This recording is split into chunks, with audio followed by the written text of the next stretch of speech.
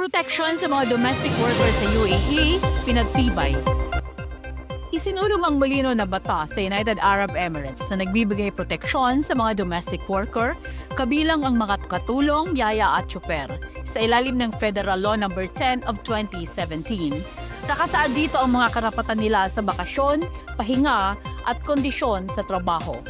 Ayon sa batas, may karapatan ang mga kasambahay sa isang araw na pahinga kada linggo, 12 oras na pahinga bawat araw kasama na ang 8 oras na tuloy-tuloy na tulog, 30 araw na bayad na annual leave o taunang bakasyon, bayad na sick leave kada taon at libreng medical insurance mula sa employer.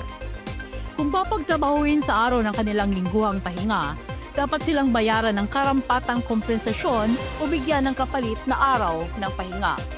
Kung papagawa ng trabaho sa araw ng pahinga, kailangan silang bigyan ng kapalit na araw ng pahinga o dagdag na 25% para sa overtime na bayad at dagdag na 50% tuwing fiesta official ayon sa Federal Decree Law No. 33 of 2021, Article 28. Ang employer na lumalabag sa batas gaya ng pagkukumpiska ng pasaporte ng domestic helper, pagpigil sa kontrata, pagpapagawa sa araw ng pahinga, pagtanggap ng menor de edad at pagbibigay ng sobra-sobrang trabaho ay maaaring patawan ng hanggang 1 taong pagkakakulong o multa ng mula sa 5,000 dirhams hanggang 10,000 dirhams kada paglabag na hindi higit sa 1 milyong dirhams, pag-blacklist sa employer at pagbabawal na makakuha ng kasambahay sa hinaharap.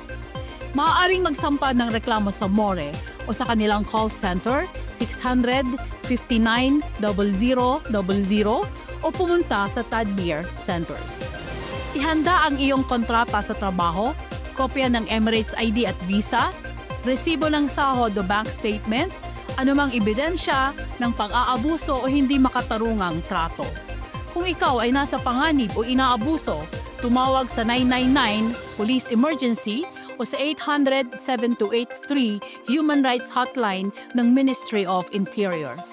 Matapos magreklamo, may karapatan ng kasambahay na ipawalang bisa ang kontrata at lumipat ng employer nang hindi nawawala ang kanilang visa or residency. Patuloy ang UAE sa pagbibigay halaga at proteksyon sa mga manggagawa para sa makatao at makatarungang trato sa bawat tahanan. Para sa Spotlight TV Balitang Totoo, ako ang inyong naging tagapagbalita, Arlene Ortua.